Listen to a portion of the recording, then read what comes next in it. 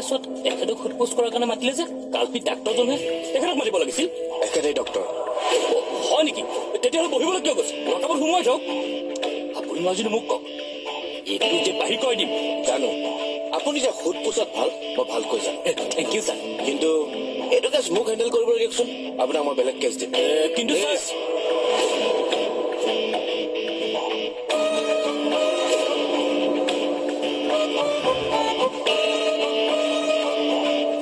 Sir এইজন হেন যোৱা দি গৈছে যে তেখেতে কথা বাদ দিয়ক, আপুনি এটা কাম কৰক, আপুনি এখেতৰ ষ্টেটমেণ্ট ৰেকৰ্ড কৰক।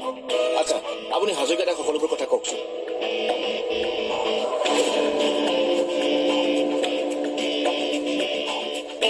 আপুনি কাৰোবালৈ ভয় কৰিছে নেকি? কৈ যাওক।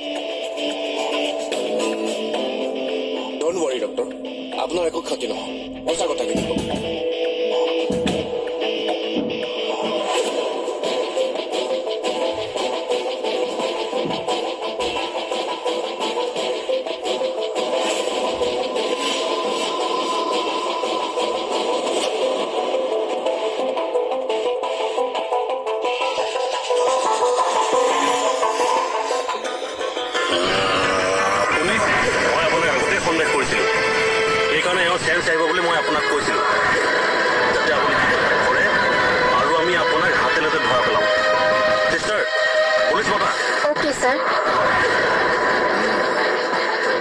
মই ঠিকেই সন্দেহ কৰিছো।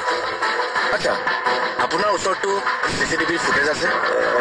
একচুৱেলি চাওক, এইটো সংক্ৰান্তত আপুনি ঘেহাই নাথাকিব। ছাৰে যিটো সুধিছে সেইটো কওক। কওক, চিচিটিভিৰ ফুটেজ আছিল নে নাই? আমাৰ নাৰ্ছিং হোমত ICU ৰুমত চিচি কেমেৰা ৰখা নাছিলো। হোৱাট? ICUত চিচি কেমেৰা নাই? নাই নে আপুনি জানি বুজি অঁতৰাই ৰাখিছে? আপুনি এনেকে কিয় কৈছে? আমি জানি বুজি তেনেকুৱা কিয় কৰিম? পেচেণ্টৰ কণ্ডিশ্যন চাবলৈ কণ্টিনিউৱাছ নাৰ্ছ থাকেই, নাৰ্ছ থাকোঁতে এনেকুৱা। এতিয়াতো আপোনাৰ ওপৰতে আমাৰ সন্দেহ হৈছে। কেনেবাকৈ সেই দুজনে কোৱা কথাটো সঁচা নহয়তো? বিশ্বাস কৰক, মই কোৱা প্ৰতিটো কথাই সঁচা। মানি ললো আপুনি কোৱা প্ৰতিটো কথাই সঁচা, কিন্তু প্ৰমাণ ক'ত? ঠিক আছে আপুনি এটা যাওক, প্ৰয়োজন হ'লে আকৌ মাতিম। Thank you. ছাৰ, ডাক্তৰজনে মিছা মতা যেন লাগিছে। মোৰো সন্দেহ হৈছে। কওক ছাৰ। আচ্ছা হাজৰিকাদা, এবাৰ নাৰ্ছিং হোমলৈ গৈ আকৌ সোধপোছ কৰিবচোন, কিবা ক্লু ওলাবও পাৰে। হ'ব ছাৰ, এইটো সংক্ৰান্তত ভুকতি উলিয়াম প্ৰমাণ। চাই থাকক। এতিয়াই যাবলৈ কোৱা নাই, কাইলৈ বা পৰহিলৈ গ'লেও হ'ব। আৰু তেওঁলোক দুজনকো আকৌ এবাৰ মাতি পঠিয়াবচোন। কাক ছাৰ? মামা ছাৰ আৰু বেকগ্ৰাউণ্ড ষ্টৰী।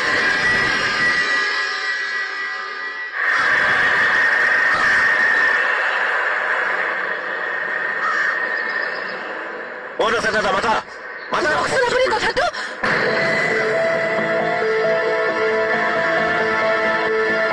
আপুনি ইয়াতে আছে? কি হৈছিল নাৰ্ছিং হোমত? হয় মানে যোৱাই আপুনি আৰু ফুকন থানালৈ যাব লগা হৈছিল কিয়? মই ভণ্টি কথাটো কৈছো। মই আপোনাৰ মুখেৰে শুনিব বিচাৰিছো। আপুনি মোৰ কথাটো শুনকচোন। কি শুনিব লাগে মই? ইমান ডাঙৰ কথা এটা তুমি মোৰ পৰা লুকুৱাইছিলা কিয়? দাদাই শতাব্দীক নাৰ্ছিং হোমত মাৰিবলৈ ওলোৱাৰ অৰ্থ কি জানা? ইয়াৰ অৰ্থ হ'ল দাদাই ঘৰতো শতাব্দীক মাৰিবলৈ চেষ্টা কৰিছিল। কিন্তু এটা কথা মই বুজি পোৱা নাই, পুলিচে আপোনাক এৰি দিলে কিয়? খালি সেইটোকেতো মই ক'বলৈ বিচাৰি আছো। ভণ্টিয়ে কথাটো গম পালে সেইকাৰণে তাই মনে মনে আছে, কিন্তু আপুনি কথাটো শুনিলেহে। ঠিক আছে কওক। আচলতে আমাৰ শতাব্দী সুস্থ হ'বলৈ ওলাইছিল, কিন্তু ডক্টৰৰ ৰং ট্ৰিটমেণ্টৰ কাৰণে তাই আকৌ কমালৈ গুচি গ'ল। সেই কথাটো লৈ মোৰ লগত তৰ্কাতৰ্কি হোৱাত তেওঁ মোক ফচাবলৈ বিচাৰিছে। কি? দাদাৰ তাত একো দুখ নাই। একচুৱেলি দাদাৰ হাতত যিটো ইনজেকশ্যন আছিলে সেইটো একো হাৰ্মফুল ইনজেকশ্যন নাছিলেই। কিন্তু জানো যোৱা, আপুনি মোক বিশ্বাস নকৰিব। আপোনাক প্ৰমাণ দিবলৈ মই থানালৈ নিব পাৰোঁ। থানাত গ'লেও পুলিচে সেই একেখিনি কথাই ক'ব।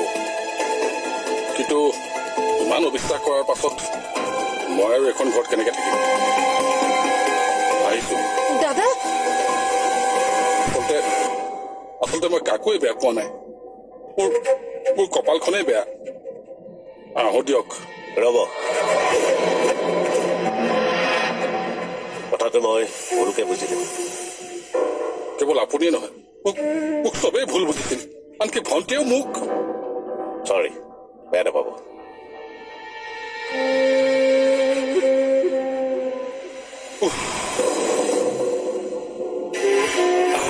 ভাগ্যে বাচিছ তই, সেইকাৰণে ক সকলোবোৰ কথা মোক খোলা খুলিকৈ কবি। আৰে তই টেনশ্যন লওঁ বুলি কথাটো কোৱা নাছিলো। লগতে কথাটো মোকো কলে ভাল হয়। চন্দ্ৰিকা, তুমি দাদাৰ বিষয়টো বেয়াকে কৈছিলা। মোৰ এনেকুৱা লাগিছিল তুমি যেন এইখন ঘৰত মানুহটো সোমাবলৈকে নিদিবা, কিন্তু এতিয়া তেনেকুৱা লগা নাই। এদিনতে এনেকুৱা কি মিৰাকেল? মিৰাকেল নহয়, মানে একচুৱেলি ভুল বুজাবুজি এটা হৈছিলে, এতিয়া চৰ্ট আউট হৈ গল। মানে সকলোবোৰ সেই ডক্টৰটোৰ ষড়যন্ত্ৰই আছিলে। আপুনি থানালৈ কিয় গৈছিলে? তোমালোকৰ ভালৰ বাবে। আমাৰ ঘৰৰ বাবে আপুনি কিয় থানালৈ যাব লগা হ'ল? মই মদাহী হ'ব পাৰো, কিন্তু মই সকলো দেখিও থাকো, সকলোবোৰ বুজিও থাকো। এইটো মোক একো বুলিয়ে নাভাবে। আইজনীও আগতেতো তই কোনো কাৰণতে কাৰো আগত তই সহায় বিচৰা নাছিলি, এতিয়া তই কিয় বিচাৰিছ? বাবা, তই গা ধুই যা, তোক খাবলৈ মই কিবা এটা দিওঁ। জয়, মোক তুমি শহুৰ বুলি সন্মান কৰিব পৰাকৈ মোৰ একো নাই, কিন্তু মোৰ ছোৱালীজনী কৰিবলৈ যোৱা ভুলক ক্ষমা কৰি দিবলৈ অনুৰোধ কৰিব পৰা অধিকাৰখিনিতো মোৰ আছে। আপুনি মোক হাতযোৰ কৰিছে যে? নাপায়। নিজৰ সন্তানৰ ভালৰ বাবে সকলো পায়। তোমালোকৰ মাজত কি হৈ আছে মই সকলো জানো।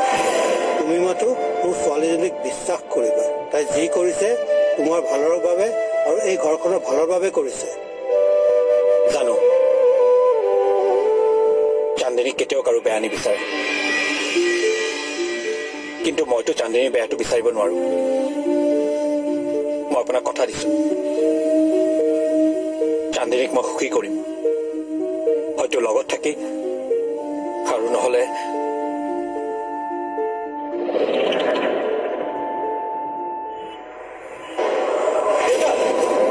দেউতা কি হৈছে?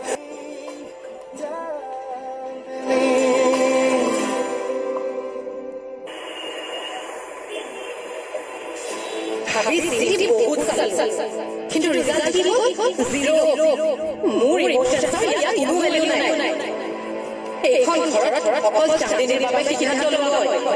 লাগিলে ভুলেই নহওক কিয়, আমিতো কাণৰ দয়া জীয়াই থকা মানুহে। আমাৰ শুদ্ধ সিদ্ধান্ত লোকৰ বাবে ভুলেই। এতিয়া মই ঘৰ এৰি যোৱা কথাটো আপুনি কিবা নহয় কিবা ভুলেই ধৰিব, কাৰণ মই চান্দিনী নহয় যে, মই হীৰা।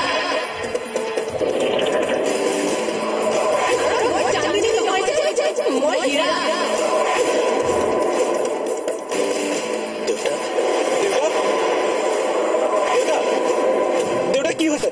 দেউতা বহি লোৱাচোন। দেউতা কোন আছ? পানী এগিলাচ লৈ আহচোন। গগন, পানী এগিলাচ আন সোনকালে। দেউতা দেউতা চিন্তা নকৰিবা, মই আছো নহয়। গগন সোনকালে আহ।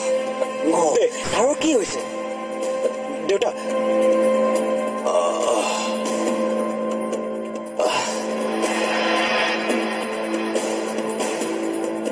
কি চাইছে এনেকৈ? এনে ছাৰ কি হৈছে? একো নাই ডক্টৰ, প্ৰেচাৰটো অলপ বাঢ়িছে নেকি, মাথাটো ঘূৰাই গ'ল। হ'ব দেউতা, এতিয়া বেছি কথা নাপাতিবা, ব'ল আমি ডক্টৰৰ ওচৰলৈ যাম। নাই নেলাগে অ', প্ৰেচাৰৰ দৰৱটো খালে চব ঠিক হৈ যাব। আজি টেবলেটটো খাবলৈ পাহৰিয়ে থাকিলো নহয়, সেইকাৰণে চাগে মূৰটো ঘূৰাই গ'ল। কিন্তু একো নহয়, অন্তত তোৰ কিবা এটা চিজিল নোহোৱালৈকে মই নমৰো। ডক্টৰ ছাৰ মোক অলপ ধৰকচোন। ছাৰ লাহে লাহে উঠক।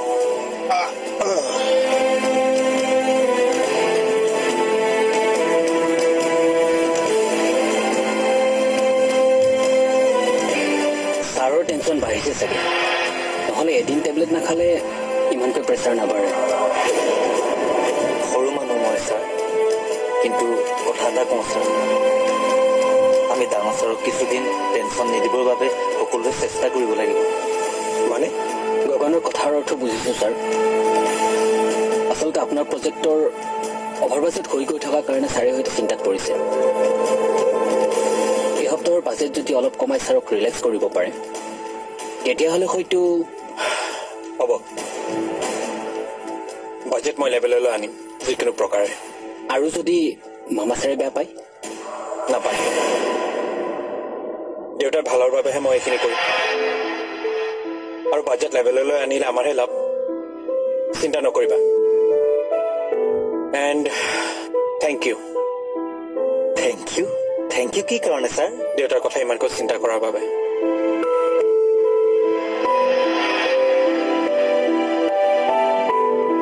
মনছাৰ মানুহটো খুব ভাল তুমি ঠিকেই কৈছা গগন মামা আৰু ফুকন ছাৰে চব বৰবাদ কৰিব বিচাৰিছে মই কিন্তু হ'বলৈ নিদিওঁ গজেন্দ্ৰ কি কৰিব আপুনি চাই থাক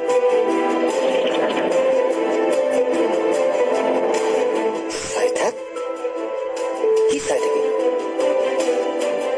এইজন গৈ পেলাই যে ফচিবগে কনফাৰ্ম গজেন্দ্ৰ আমি বিলাক পুঠি খলিহনা সেইজন ঘৰিয়াল কেনি চুবাব গমেই নাপাব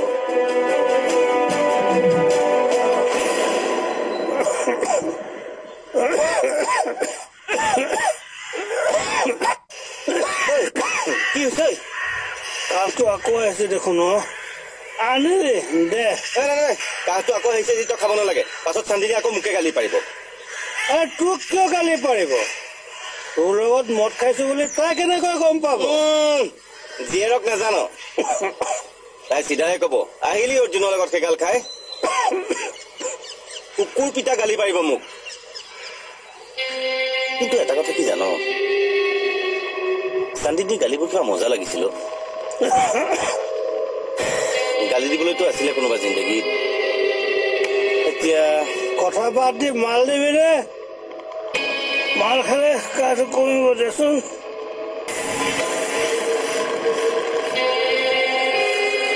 জীয়েৰক কিন্তু কবি মই মালটো খাবলৈ মানা কৰিছিলো বুলি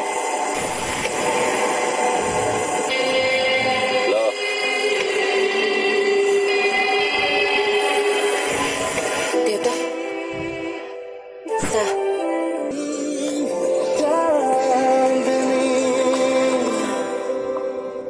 খানাত কালি ভালকৈ দি আহিছে পালি খানাত কাক অচি মানে পুকৰ অচি এইটো কিয় আমাৰ চান্দীৰ লগত ককাইটোৰ জামিনৰ কাৰণে ঘূৰিছিল কিয় ঘূৰিছিলে কি আৰে তাই লগ নাই যদি মোক ক'ব লাগে ন দিন ৰাতি ঘূৰি দিলোহেঁতেন এই দিন ৰাতি ঘূৰিবলৈ তাই গিৰিয়েক আছে যদি বেলেগ মতাৰ লগত কিয় ঘূৰিব লগা হৈছে তাই কাম নাই এডালৰ নিজৰ ব্ৰেইনো নাই কোম্পেনীটো চলাইছে মামা ছাৰৰ ব্ৰেইন দি মামা ছাৰে কিমান দেখ কৈ ঠগি আছে মই বুজি পাওঁ মালিকটো হৈ বুজি নাপায় দেখ কৈ ঠগিছে মানে বুজা ক মোক নাই একো নাই মাল খা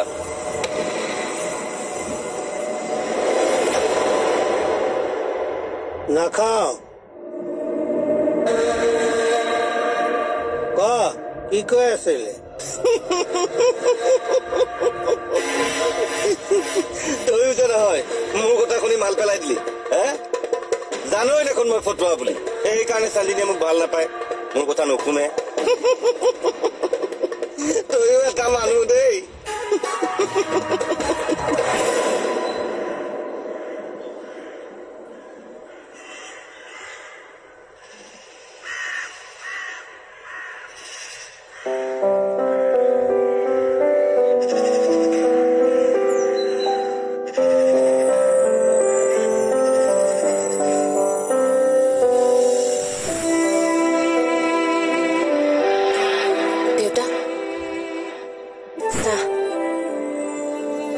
চান্দিনী কওক দেউতা তোমাৰ লগত মোৰ কেইটামান কথা আছে কথাবোৰতো জানি আছাই ধনী এইখন ঘৰলৈ অহাটো বিদায় বিচৰা ন জানো দেউতা মই কাকোৱে এৰিব নোৱাৰো জানো মই সিদ্ধান্ত ল'ব পৰা নাই মই কি কৰিলে ভাল হ'ব তুমি কোৱাচোন কি কৰিলে ভাল হ'ব মই কেনেকৈ কম ইমান বেছি মই নাজানো দেউতা মাত্ৰ এটা কথাই কওঁ আনৰ বাবে নিজৰ মানুহখিনিক নেহেৰুৱাব। চান্দিনী, যিমানে আন মানুহ আপোনাৰ কাষত নাথাকক কিয়, নিজৰ মানুহখিনিৰ পৰা আঁতৰি থকাৰ সমান কষ্ট একো নাই। তুমি কি ক'ব খুজিছা চান্দিনী? বৰ্তা জেলৰ পৰা অহাৰ পিছত আমি দুয়ো একেলগে বস্তিতে থাকিমগৈ।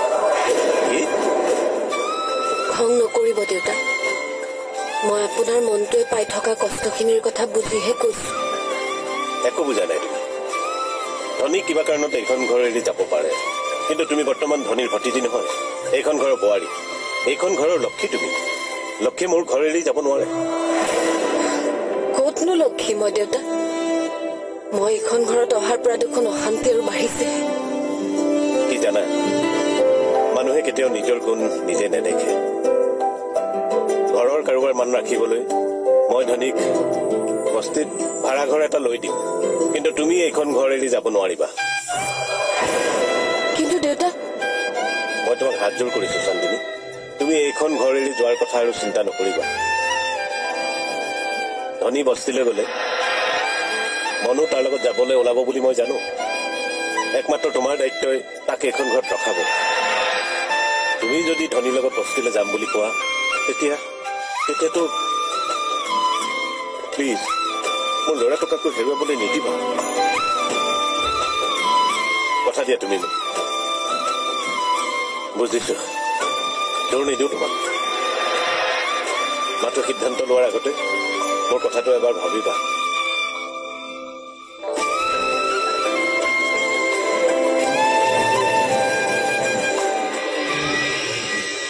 অৰ্জুন দা, কি হলো এনেকে বহি আছে যে? নাই, একো হোৱা নাই।